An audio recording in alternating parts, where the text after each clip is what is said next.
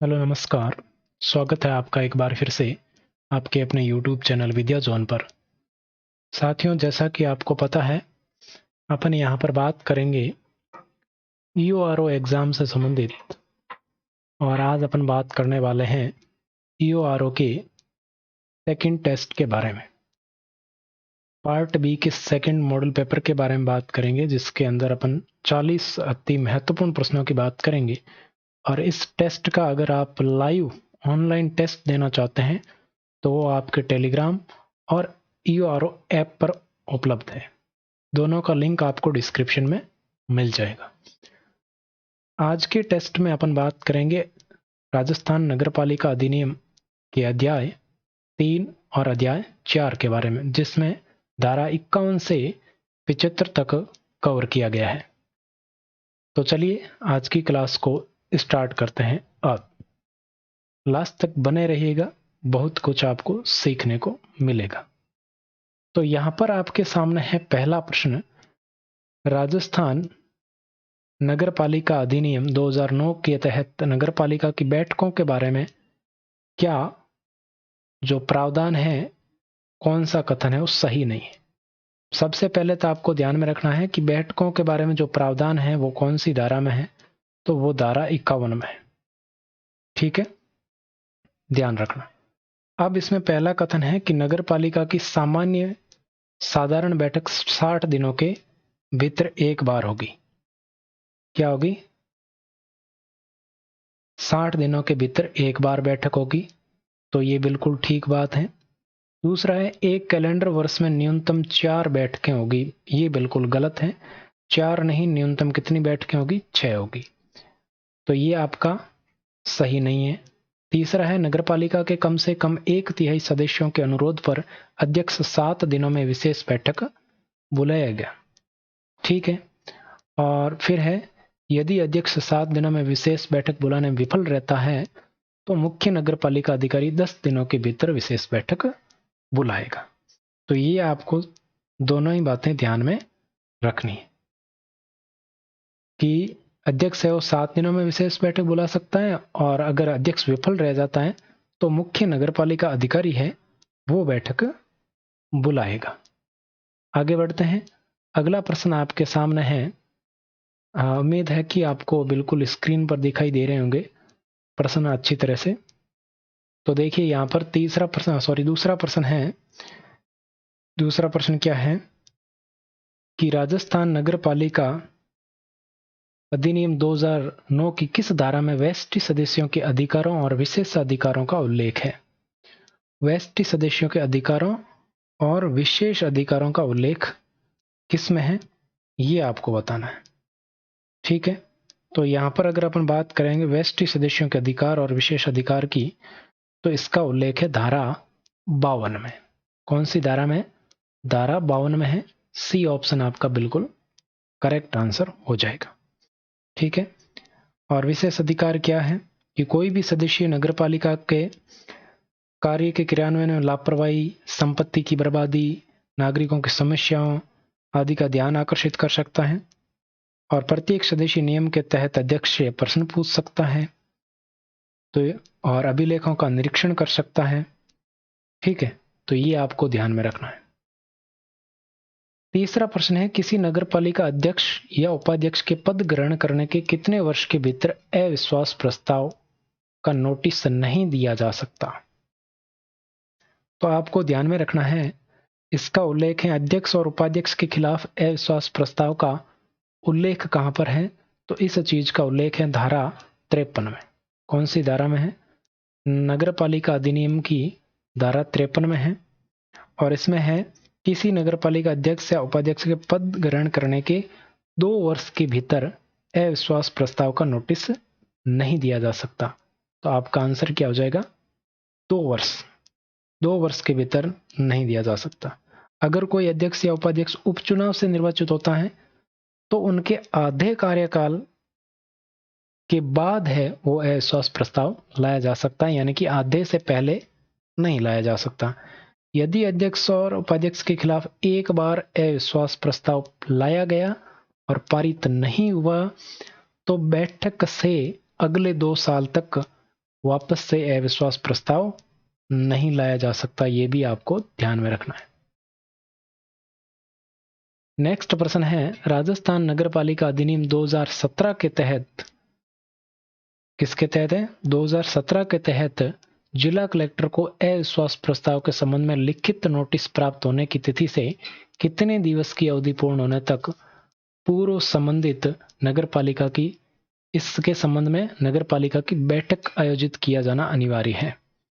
इसमें आपको ध्यान में रखना है कि नगरपालिका जो क्या कहते हैं नियम 2017 है, जब अध्यक्ष और उपाध्यक्ष के विरुद्ध अविश्वास प्रस्ताव लाया गया तो जिला कलेक्टर को अविश्वास प्रस्ताव के संबंध में लिखित नोटिस जिस दिन दिया गया उस दिनांक से 30 दिन की अवधि तक, अवधि पूरी होने से पूर्व नगरपालिका की बैठक आयोजित होगी।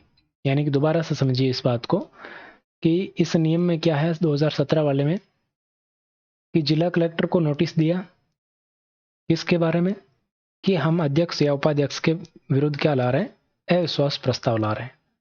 तो नोटिस प्राप्त हो गया जिला कलेक्टर को, उस तिथि से 30 दिन के अंदर अंदर क्या करनी है, नगर पालिका की बैठक आयोजित किया जाना अनिवार्य है।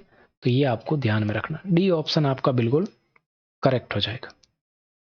आगे बढ़ते हैं, अगला प्रश्न है, राजस्थान नगर पालिका अधिनियम 2009 के अनुसार कितनी जनसंख्या होने पर वार्ड समितियों का गठन किया जाएगा, जिसमें एक से अधिक वार्ड भी हो सकते हैं।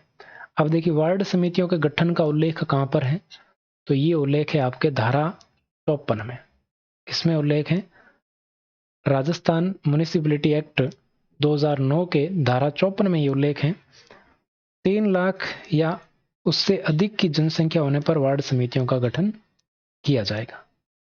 कितनी, 3 लाख या उससे अधिक होने पर। तो ए ऑप्शन आपका बिल्कुल करेक्ट हो जाएगा।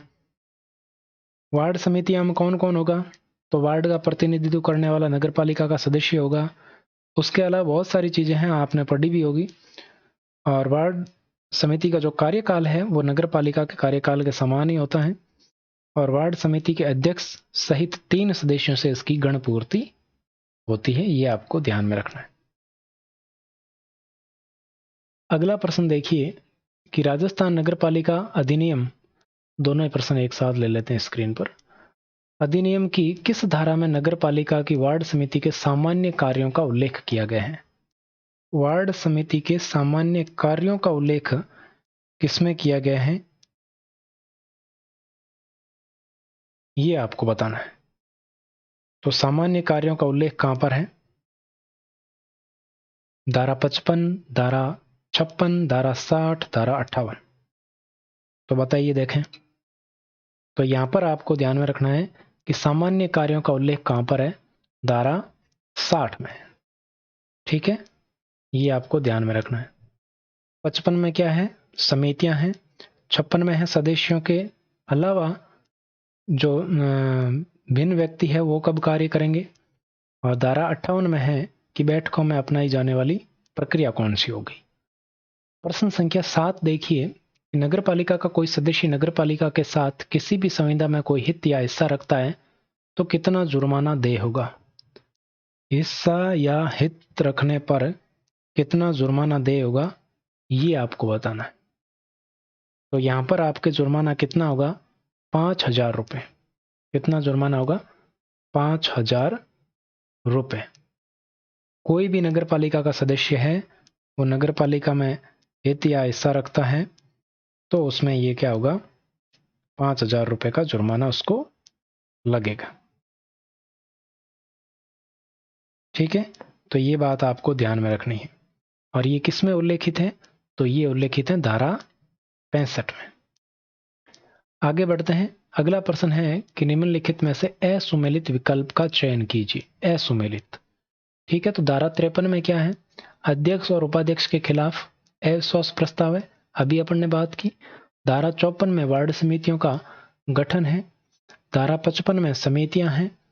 और धारा 56 में क्या है, तो सदस्यों के अलावा भिन्न व्यक्ति नगर पालिका में जो समितियां में है कब काम करेंगे उसका उल्लेख है। नगर पालिका की बैठकों का प्रावधान है वो आपके किस में है, बैठकों के बारे में प्रावधान धारा 51 में है।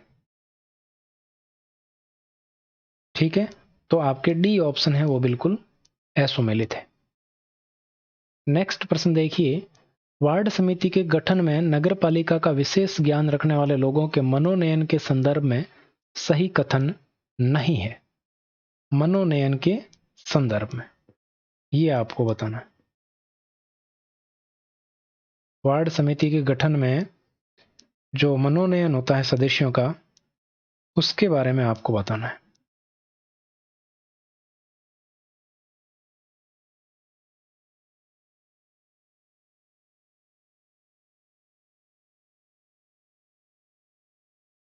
तो देखिए, पहला कथन है कि नगर पालिका का विशेष ज्ञान रखने वाले 7 लोगों को नगर पालिका द्वारा मनोनीत किया जाएगा। अगला है, मनोनीत होने के लिए आयु 25 वर्ष से अधिक होनी चाहिए। कितनी होनी चाहिए?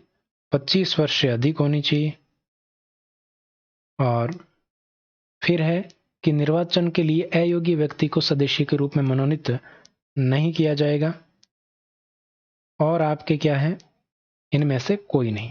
तो यहां पर जो पहला कथन है कि 7 लोगों को नगरपालिका द्वारा मनोनीत किया जाएगा, तो ये बिल्कुल गलत है। यहां पर कितने लोगों को? 5 लोगों को मनोनीत किया जाएगा। ये किसमें है? ये वार्ड समिति के गठन वाली धारा कौन सी? धारा 54। धारा 54 में ही इसका उल्लेख किया गया है। तो ए ऑप्शन बिल्कुल करेक्ट हो जाएगा। कहां पर दिया गया है? धारा 54 में दिया गया, वार्ड समितियों के गठन के संदर्भ में। अगला प्रश्न है कि धारा 54 के तहत गठित वार्ड समिति के संदर्भ में सत्य कथन कौन सा है? वार्ड समिति का कार्यकाल नगर पालिका के कार्यकाल के समान होगा, ये मैंने अभी बताया, सही है। वार्ड समिति के अध्यक्ष सहित 3 सदस्यों से गणपूर्ति होगी, बिल्कुल ठीक है। और वार्ड समिति के कार्य और कर्तव्य नगर पालिका आदेश द्वारा तय किए जाते हैं। कार्य और कर्तव्य है वो नगर पालिका आदेश द्वारा तय किए जाते हैं। अब आपको क्या बताना है कि इसमें से कौन से कथन हैं वो सत्य हैं। तो देख लो यहां पर सत्य कौन से हैं? तीनों ही सत्य हैं। धारा 54 के तहत पूछा जा रहा है तो तीनों ही सत्य हैं। कथन 1, 2 और 3, तीनों ही कथन क्या है? यहां पर सत्य हैं। अगला है, अगला प्रश्न देखो 11 नंबर, प्रत्येक नगर पालिका में स्वास्थ्य स्वच्छता समिति, सार्वजनिक मार्गों, स्थानों और भवनों में रोशनी समिति के संदर्भ में सही प्रावधान क्या है? तो इसमें लिखा हुआ है कि 50 वार्डों तक एक समिति बनेगी। 50 वार्डों तक एक समिति बनेगी। और फिर यहां पर 51 से 75 वार्डों तक 2 समितियां बनेगी। और 75 से अधिक वार्डों के लिए 3 समितियां बनेगी। तो तीनों ही बातें बिल्कुल सही हैं। उपयुक्त सभी आपका आंसर हो जाएगा डी ऑप्शन। ठीक है, आगे बढ़ते हैं। 12वां प्रश्न देखिए, राजस्थान नगर पालिका अधिनियम 2009 के तहत प्रत्येक नगर पालिका में एक कार्यपालक समिति होगी जिसमें शामिल होंगे। कार्यपालक समिति में कौन शामिल होगा ये आपको बताना है। ठीक है, तो कार्यपालक समिति में कौन कौन होगा? धारा 55 की बात करते हैं। किसकी? धारा 55। धारा 55 में समितियों के बारे में लिखा गया है।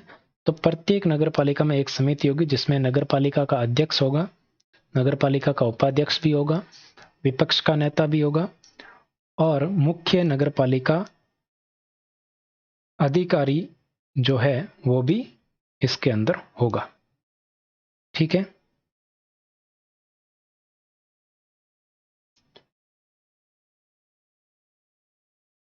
और ये जो है मुख्य नगर पालिका अधिकारी, ये कार्यपालक समिति का क्या होता है? पदेन सचिव होता है। ये भी आपको ध्यान में रखना है। तो 1, 2, 3 सभी हो जाएंगे। आगे बढ़ते हैं। अगला प्रश्न देखिए कि राजस्थान नगर पालिका अधिनियम 2009 की धारा 55। धारा 55 में क्या है? समितियां, जिसकी अभी अपन ने बात की। नगर निगम, नगर परिषद और नगर पालिका बोर्ड में क्रमशः अधिकतम कितनी अन्य समितियां गठित की जा सकती हैं? तो नगर निगम में 8 की जा सकती हैं, नगर परिषद में 6 की जा सकती हैं और नगर पालिका बोर्ड में 4 की जा सकती हैं। अतिरिक्त अन्य समितियां गठित की जा सकती हैं। बी ऑप्शन आपका आंसर हो जाएगा। 14वां प्रश्न है, राजस्थान नगर पालिका अधिनियम 2009 की किस धारा के तहत नगर पालिका का प्रत्येक सदस्य और अधिकारी भारतीय दंड संहिता 1860 के तहत लोक सेवक समझे जाएंगे। तो लोक सेवक, सदस्य आदि लोक सेवक समझे जाएंगे, ये किसमें लिखा गया है? ये लिखा गया धारा 8 में उल्लेखित है। ठीक है, ये आपको ध्यान में रखना है। धारा 66 में, 66 में, धारा 66 में लिखा गया है कि आपके सदस्य आदि है उनको लोक सेवक समझे जाए। नेक्स्ट प्रश्न है कि नगर पालिका में वार्ड समिति में गण पूर्ति होती है। तो गण पूर्ति की बात अपन पहले ही कर चुके हैं। वार्ड समिति गण पूर्ति अध्यक्ष सहित 3 सदस्यों से होती है। सी ऑप्शन बिल्कुल आपके यहां पर करेक्ट हो जाएगा। नेक्स्ट 16वां प्रश्न है, नगर पालिका की कार्यपालिका समिति के संदर्भ में निम्नलिखित में से कौन सा या कौन से कथन सही है? अगर आप डिटेल में नोट्स वगैरह पढ़ने चाहते हैं तो भी आप उस ऐप में, आपको ये सारी चीज़ें मिल जाएगी। ऐप का लिंक डिस्क्रिप्शन में दिया गया है, डाउनलोड कर लीजिए, सब कुछ आपको वहां पर मिल जाएगा। तो कौन सा कथन सही है ये आपको बताना है कार्यपालक समिति के बारे में। तो कार्यपालक समिति का उल्लेख धारा 55 में है, बिल्कुल सही है। कार्यपालक नगर निगम और नगर परिषद के मामले में 7 सदस्य होंगे, जिनमें से 2 क्या होगी? महिला होगी। और नगर पालिका बोर्ड के मामले में बोर्ड द्वारा निर्वाचित अधिकतम 5 सदस्य होंगे। अधिकतम कितने होंगे? 5 सदस्य होंगे। बिल्कुल सही बात है तीनों ही। तो ए ऑप्शन आपका बिल्कुल करेक्ट हो जाएगा। ये किसमें है? धारा 55 में उल्लेखित है कार्यपालिका समिति। अब देखिए प्रश्न 17, नगर पालिका के कार्यों को ध्यान में रखते हुए अन्य समितियों का गठन नगर पालिका के गठन से कितने दिनों के भीतर किया जाता है, अन्यथा इन समितियों का गठन राज्य सरकार करेगी। कार्यपालक समिति के अलावा प्रत्येक नगर पालिका में अधिकतम 10 सदस्यों से मिलकर और समितियां गठित की जाती हैं, यह आपको पता होगा। और इन समितियों का गठन है वो नगर पालिका के गठन से 90 दिनों के भीतर किया जाता है। कितने दिनों के? 90 दिनों के भीतर किया जाता है। यदि नगर पालिका ऐसा नहीं कर पाती है तो इन समितियों का गठन कौन करेगा? फिर राज्य सरकार करेगी, ये ध्यान रखना। पूछा जा सकता है कि नगर पालिका के विफल रहने पर कौन करेगा? तो राज्य सरकार करेगी 90 दिन के भीतर। नहीं कर पाती है नगर पालिका 90 दिन में तो फिर राज्य सरकार करेगी। नगर पालिका के पास टाइम कितना दिन का है? 90 दिन का। ठीक है, सी ऑप्शन आपका आंसर हो जाएगा। नेक्स्ट है 18वां प्रश्न कि नगर पालिका की वार्ड समितियों में सदस्यों से भिन्न व्यक्तियों की नियुक्ति के लिए कितने सदस्यों का संकल्प आवश्यक है? वार्ड समितियों में सदस्यों से भिन्न व्यक्तियों की नियुक्ति, तो भिन्न व्यक्तियों की नियुक्ति कार्यपालक समिति को छोड़कर विशेष ज्ञान रखने वाले अन्य व्यक्तियों को नियुक्त किया जाता है। इसके लिए सदस्यों की कुल संख्या का कम से कम आधे सदस्यों का संकल्प आवश्यक होता है। लेकिन किसी समिति में इस प्रकार नियुक्त व्यक्तियों की संख्या समिति के सदस्यों की कुल संख्या के 1/3 से अधिक नहीं होनी चाहिए।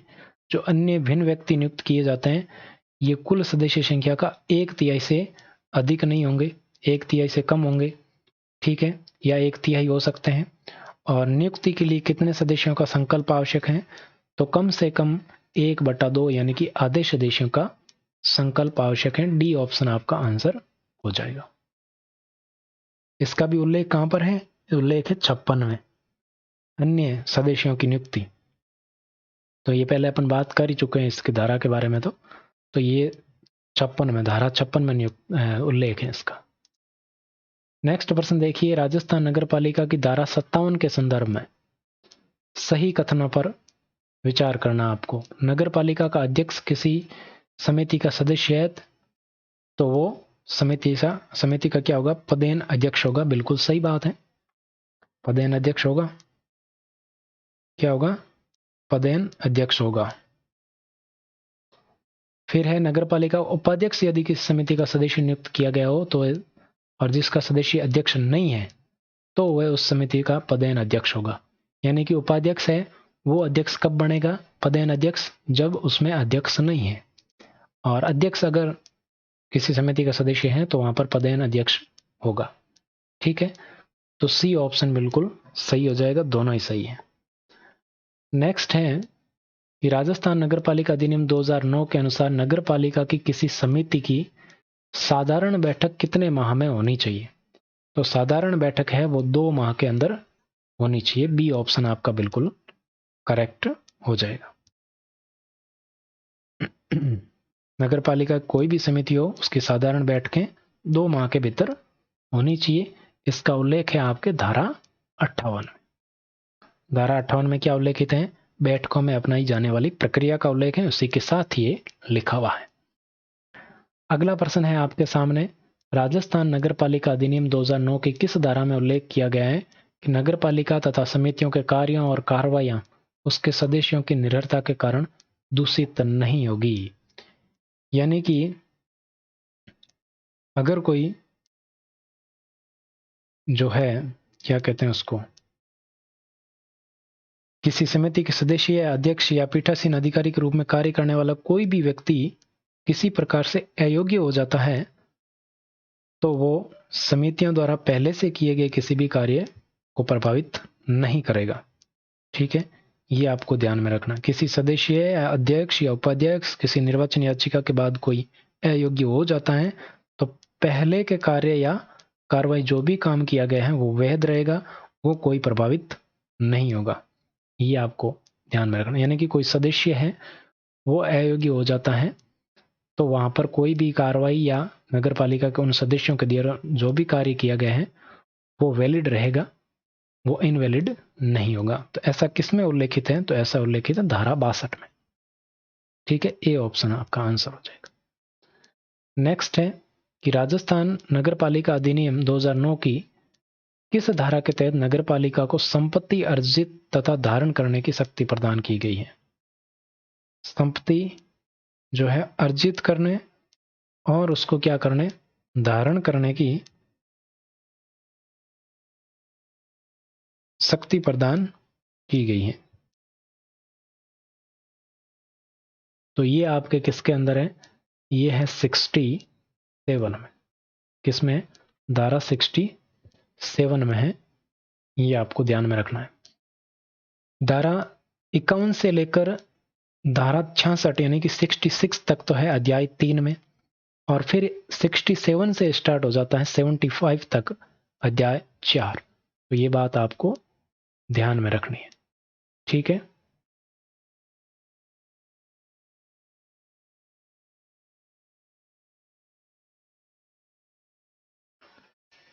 तो अब अध्याय 4 यहां पर शुरू हो चुका है प्रश्न नंबर 22 से। हाँ, हो सकता है कोई प्रश्न आगे पीछे, लेकिन अध्याय 4 मेनली शुरू हो चुका है।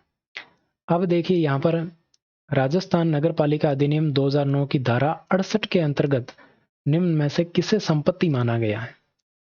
संपत्ति का निहित होना, 68 में क्या लिखा गया है, संपत्ति का निहित होना।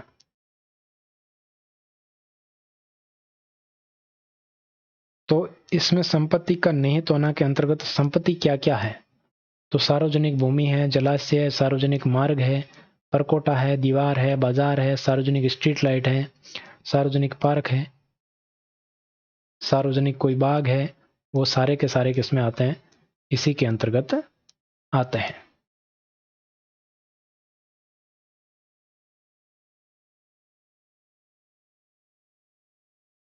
अब है आपके सामने प्रश्न संख्या 24। तो देखते हैं, निम्नलिखित कथनों पर विचार कीजिए तथा सही कूट के माध्यम से उत्तर दीजिए। तो कथन आपको दिए गए हैं और इन कथनों पर आपको क्या करना है, विचार करना है। यानी कि आपको कथन पढ़कर देखना है कि कौन सा कथन है वो सही है। तो यहां पर देखिए, पहला है आपके सामने, राजस्थान नगरपालिका अधिनियम 2009 की धारा 70 में भूमि का अनिवार्य अर्जन का उल्लेख है। ठीक है, इसी के साथ लिखा है दूसरा कथन, नगरपालिका के अनुरोध पर जिला कलेक्टर किसी भूमि को अनिवार्य अधिग्रहण करेगा। तो यहां पर देखिए आपको दोनों कथन देखने हैं और कौन सा कथन सही है ये आपको बताना है। ठीक है, तो सही कथन देख लीजिए यहां पर कौन सा है। तो पहला कथन क्या कह रहा है कि भूमि के अनिवार्य अर्जन का उल्लेख है, तो बिल्कुल सही है पहला कथन। दूसरा है कि नगर पालिका अनुरोध पर जिला कलेक्टर किसी भूमि का अनिवार्य अधिग्रहण करेगा, तो ये गलत है। यहाँ पर जिला कलेक्टर नहीं होकर कौन आएगा, यहाँ पर आएगा राज्य सरकार। कौन आएगा, राज्य सरकार। ये धारा 17 में ही उल्लेखित है, ये आपको ध्यान रखना। और अनिवार्य अधिग्रहण करने के बाद में नगर पालिका द्वारा राज्य सरकार को जो है मुआवजा देना होगा, ये आपको ध्यान में रखना है। नगर पालिका का अनुरोध पर कौन कर रहा है, राज्य सरकार कर रहा है अधिग्रहण, तो राज्य सरकार को नगर पालिका मुआवजा देगी। तो इस प्रकार अपन कथन की बात करें तो पहला कथन एक ही सही है, ए ऑप्शन आपका बिल्कुल करेक्ट आंसर हो जाएगा। कौन सा, ए ऑप्शन। ठीक है, आगे बढ़ते हैं। अगला प्रश्न आपके सामने है, प्रश्न संख्या 25। लिखा है कि नगर पालिका किस माध्यम या किन माध्यमों द्वारा संपत्ति का अर्जन कर सकती है। संपत्ति का अर्जन किन माध्यमों के द्वारा कर सकती है, तो ये आपको देखना है यहां पर किन माध्यमों के द्वारा जो है संपत्ति का अर्जन कर सकती है। तो बिल्कुल यहां पर अगर बात करें तो यहां पर लिखा है करार, रेयत, अनुदान और पट्टा द्वारा। तो यहां पर आपके कौन सा, रेयत नहीं होगा, करार से हो सकता है, अनुदान से हो सकता है और पट्टे द्वारा भी हो सकता है। अनुदान हो सकता है, करार हो सकता है, विनिमय हो सकता है, पट्टा हो सकता है। अधिग्रहण द्वारा तो संपत्ति का अर्जन तो कर सकते हैं, लेकिन केवल अधिग्रहण द्वारा नहीं। आपकी बी ऑप्शन बिल्कुल आपका आंसर हो जाएगा। ठीक है, केवल अधिग्रहण यहां पर नहीं होगा, ये ऑप्शन ऐसे लिखना चाहिए था कि केवल अधिग्रहण द्वारा, तो बी ऑप्शन यहां पर बिल्कुल करेक्ट हो जाएगा। ठीक है, नेक्स्ट है आपके सामने कि कथनों पर विचार कीजिए और सही उत्तर का चयन कीजिए। तो राज्य सरकार द्वारा विशेष रूप से आरक्षित की गई संपत्ति सहित संपूर्ण संपत्ति नगर पालिका में निहित होगी। और दूसरा है कि नगर पालिका की संपत्ति को प्रबंधन और नियंत्रित करने का अधिकार होगा।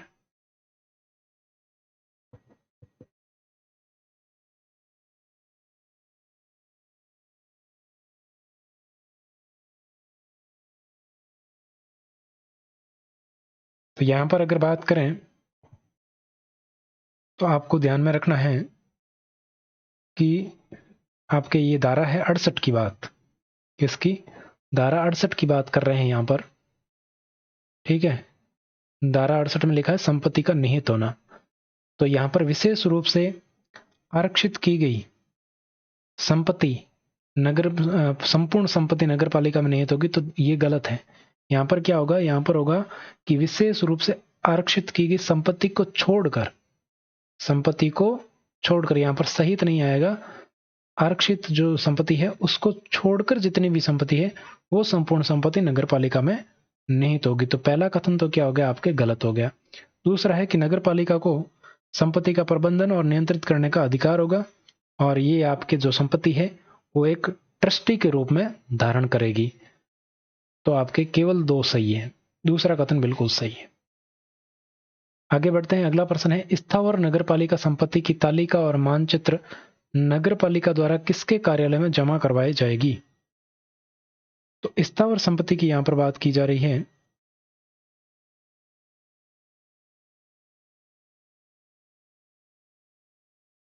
कि स्थावर नगर पालिका संपत्ति की जो भी तालिकाएं बनेगी, मानचित्र बनेंगे, वो किसके कार्यालय में जमा करवाए जाएंगे।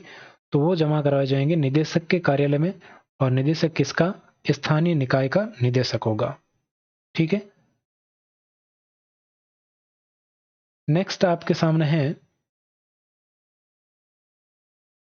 कि यदि किसी आवासन समूह या नगरीय योजना के तहत नगर पालिका भूमि को पट्टे पर देती है या विक्रय करती है या आवंटित करती है या हस्तांतरित करती है, या ऐसी परियोजना में भूखंडों या आवासन इकाइयों का कम से कम कितना प्रतिशत आर्थिक रूप से कमजोर वर्ग को आवंटित की जाएगी।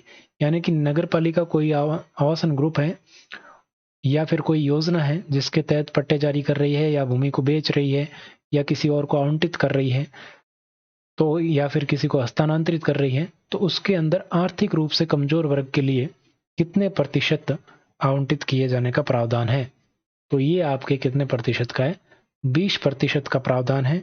डी ऑप्शन आपका बिल्कुल करेक्ट हो जाएगा, ये आपको ध्यान में रखना है। कितने प्रतिशत का, तो ये धारा 73 के अनुसार 20% का प्रावधान है। धारा कौन सी है, ये 73 है, ठीक है। और पिछले धारा स्थावर संपत्ति वाली और 74 थी, बताया नहीं मैंने, भूल गया। नेक्स्ट आपके सामने है कि निम्नलिखित कथनों पर विचार कीजिए और सही उत्तर की पहचान कीजिए। नगरपालिका अपनी समस्त स्थावर संपत्तियों के एक तालिका और मानचित्र बनाएगी। बिल्कुल ठीक है, ये धारा 74 की बात कर रहे हैं। फिर से इसकी बात कर रहे हैं, धारा 74 राजस्थान नगरपालिका एक्ट 2009 की धारा 74 की बात कर रहे हैं, तो ये तो ठीक है। अगला है नगरपालिका अध्यक्ष। नगरपालिका अध्यक्ष है वो स्थावर संपत्ति के मामले में एक वार्षिक विवरण तैयार करेगा। तो यहां पर नगरपालिका अध्यक्ष नहीं करेगा, ये मुख्य नगरपालिका अधिकारी करेगा। कौन करेगा, मुख्य नगरपालिका अधिकारी। वार्षिक विवरण तैयार करेगा। और तीसरा है कि, तो ये दूसरा तो गलत हो गया, वार्षिक विवरण को नगरपालिका के समक्ष रखा जाएगा। तो इस वार्षिक विवरण को नगरपालिका के समक्ष रखा जाएगा। पहला और तीसरा सही है, तो आपके बी ऑप्शन आंसर हो जाएगा। कौन सा आंसर हो जाएगा, बी ऑप्शन, पहला और तीसरा सही है, ठीक है। आगे बढ़ते हैं। अगला प्रश्न देखिए, निम्नलिखित विकल्पों में से असुमेलित का चयन कीजिए। तो धारा 70 की बात करें तो भूमि का अनिवार्य अर्जन है उसके अंदर, बिल्कुल सही है। धारा 71 में है कतिपय भूमियों का आवंटन और नियमन का उल्लेख है। और धारा 73 में है नगरीय भूमि और संपत्तियों के अभिलेखों का संधारण, तो ये धारा 73 में नहीं है, धारा 75 में है। तो सी ऑप्शन आपका आंसर हो जाएगा। धारा 74 की बात करें तो स्थावर नगरपालिका संपत्ति की तालिका और मानचित्र है, ये भी अपन ने बात की थी। और ये जो नगरीय भूमि और संपत्तियों के अभिलेखों का संधारण है ना, ये धारा 75 में है। किसमें है, धारा 75 में है। तो धारा 73 में क्या है, तो संपत्ति का अंतरण है। धारा 73 में है संपत्ति का अंतरण, ये आपको ध्यान में रखना है। नेक्स्ट प्रश्न आपके सामने है कि धारा 71 के संदर्भ में कौन सा कथन सही नहीं है। धारा 71 के संदर्भ में राजस्व भू राजस्व अधिनियम 1956 की धारा 90 के तहत 90 के तहत नगरपालिका भूमि के उपयोग में परिवर्तन किया जा सकता है। तो बिल्कुल सही बात है, भू राजस्व अधिनियम 1956 के तहत किया जा सकता है, ये सही है। नेक्स्ट है, इसके लिए आवेदक को नगरीय निर्धारण तथा प्रीमियम या दोनों का भुगतान करना होगा। तो बिल्कुल ये भी सही है, दूसरा कथन भी सही है। तीसरा है, ये राशि केवल राज्य की संचित निधि में जमा की जाएगी। तो ये प्रीमियम राशि है राज्य की संचित निधि और नगरपालिका की संचित निधि दोनों में जमा की जाएगी, केवल राज्य में नहीं होगा। यहाँ पर नगरपालिका की संचित निधि भी आएगी, नगरपालिका की संचित निधि दोनों में जमा होगी, ठीक है। तो सी ऑप्शन है वो गलत है, यानी कि आपका आंसर हो जाएगा। नेक्स्ट प्रश्न देखिए कि नगरपालिका के किसी कार्य के निष्पादन हेतु राज्य सरकार द्वारा नियुक्त कोई भी व्यक्ति सरकार द्वारा निर्दिष्ट सीमा तक आवश्यक अनुबंध कर सकता है, ये अधिनियम की किस धारा में उल्लेखित है। आवश्यक अनुबंध कर सकता है, ये किस धारा में उल्लेखित है, ये आपको बताना है कि नगरपालिका के किसी कार्य के निष्पादन हेतु। तो ये आपके धारा 72 में उल्लेखित है, ए ऑप्शन बिल्कुल आपका करेक्ट हो जाएगा, ठीक है। नेक्स्ट प्रश्न देखिए कि नगरपालिका क्षेत्र में स्थित निजी संपत्तियों सहित नगरीय भूमि और संपत्तियों का अभिलेख का संधारण कौन करेगा। अभिलेखों का संधारण, तो अभिलेखों का संधारण किसमें है, अभी अपन ने बात की धारा 75 में है अभिलेखों का संबंध में, ठीक है। नगरीय भूमि और संपत्तियों के अभिलेखों का संधारण है धारा 75 में। और कौन करेगा, तो इसका काम है नगरपालिका का काम है, ठीक है। सी ऑप्शन आपका आंसर हो जाएगा। नेक्स्ट देखिए, राज्य सरकार किन स्थितियों में सार्वजनिक भूमि को अधिसूचना के माध्यम से नगर पालिका से वापस ले सकती है। तो राज्य सरकार किन परिस्थितियों में वापस ले सकती है भूमि? सार्वजनिक भूमि है, एक अधिसूचना जारी करेगी और बताएगी कि नगर पालिका की ये कमियां हैं, गलतियां हैं, उसके कारण हम ये भूमि है वो नगर पालिका से वापस ले रहे हैं। तो कुप्रबंधन की स्थिति में और वो भूमि का उपयोग लोक हित में न होने की स्थिति में, इन दोनों ही परिस्थितियों में भूमि वापस ली जा सकती है। ठीक है, ये ध्यान रखना आपको। नेक्स्ट प्रश्न आपके सामने है कि वार्ड समिति की शक्तियों, कर्तव्य और कार्य जो प्रत्यायोजित किए जा सकेंगे उसका उल्लेख राजस्थान नगरपालिका अधिनियम की कौन सी धारा में है? तो वार्ड समितियों के बारे में अब पहले भी अपन पढ़ चुके हैं। शक्तियों का, कर्तव्य जो प्रत्यायोजित किए जा सकते हैं उनका उल्लेख है धारा 61 में उल्लेखित है। इसमें है धारा 61 में, ध्यान रखना। जो प्रत्यायोजित किए जा सकते हैं उनका उल्लेख धारा 61 में। नेक्स्ट है कि कौन सा विकल्प सही सुमेलित है? धारा 57 समिति का अध्यक्ष, धारा 64 ये सही है। धारा 64 में नगरपालिका के पदाधिकारियों का किसी संविदा में हित नहीं रखना। धारा 58 में है बैठकों में अपनाई जाने वाली प्रक्रिया। तो ये तो तीनों ही सही है, उपयुक्त तो सभी आपका बिल्कुल करेक्ट आंसर हो जाएगा। 37वां प्रश्न आपके सामने है, यदि अध्यक्ष या उपाध्यक्ष के खिलाफ एक बार अविश्वास प्रस्ताव पारित नहीं हो पाता, ये मैंने पहले भी बताया, शुरू में भी एक प्रश्न आया था उसके संबंध में, तो बैठक से अगले कितने साल तक पुनः अविश्वास प्रस्ताव पेश नहीं किया जा सकता है? तो ये 2 साल तक पेश नहीं किया जा सकता। यानी कि कहने का मतलब ये है कि अध्यक्ष या उपाध्यक्ष के खिलाफ एक बार अविश्वास प्रस्ताव लाया गया और वो पारित नहीं हो पाया, तो फिर बैठक जिस दिन हुई उसके अगले 2 साल तक कोई भी पुनः अविश्वास प्रस्ताव नहीं लाया जा सकता। अगला है, कार्यपालक समिति के अलावा प्रत्येक नगरपालिका में अधिकतम कितने सदस्यों से मिलकर समितियां गठित की जाएगी? ये भी मैंने आपको बताया था शुरू में कि कार्यपालिका समिति के कार्यपालक जो समिति है उसके अलावा प्रत्येक नगरपालिका में अधिकतम 10 सदस्यों से मिलकर समितियां गठित की जाएगी। डी ऑप्शन आपका बिल्कुल करेक्ट आंसर यहां पर हो जाएगा। 39 नंबर प्रश्न है कि धारा 56 के तहत किसी समिति में सदस्यों से भिन्न नियुक्त व्यक्तियों की संख्या समिति के सदस्यों की कुल संख्या के कितनी होगी? ये भी मैंने आपको बताया कि इसके लिए संकल्प के लिए तो कितने 1/2 सदस्यों का संकल्प चाहिए। ठीक है, 1/2 किस कब चाहिए? जब संकल्प पारित करना हो किसी अन्य व्यक्तियों के नियुक्ति के लिए, और इन अन्य व्यक्तियों की जो संख्या है वो समिति के कुल सदस्यों की 1/3 से अधिक नहीं होनी चाहिए। इससे 1/3 से अधिक नहीं होनी चाहिए। ए ऑप्शन आपका आंसर हो जाएगा। और लास्ट प्रश्न देखिए, वार्ड समिति के सामान्य कार्यों में कौन सा शामिल नहीं है? तो सामान्य कार्य में वार्ड में ठोस अपशिष्ट प्रबंधन करना है, वार्ड के लिए खेल विकास योजना बनाने में सहायता करना, खेल कूद कला संस्कृति गतिविधियों पर रोक लगाना नहीं है। ये रोक लगाना नहीं है, गतिविधियां करवाना, आयोजित करवाना। तो सी ऑप्शन आपका बिल्कुल सही हो जाएगा आंसर। और वार्ड में पार्क आदि का रख रखाव करना, तो ये भी इसका कार्य है। तो ये थी आज की क्लास। उम्मीद है कि आपको कुछ नया सीखने को मिला होगा, और नहीं मिला तो प्रैक्टिस तो हुई है। अगर आपको क्लास पसंद आई है तो लाइक कीजिएगा, और अगर आप लाइव टेस्ट देना चाहते हैं इस चीज का तो आप टेलीग्राम पर जुड़ सकते हैं, जिसका लिंक आपको डिस्क्रिप्शन में और उसमें मिल जाएगा। ऐप का लिंक भी मिल जाएगा, टेलीग्राम का लिंक आपके सामने भी शो कर रहा है, तो यहाँ पर आप जुड़ सकते हैं।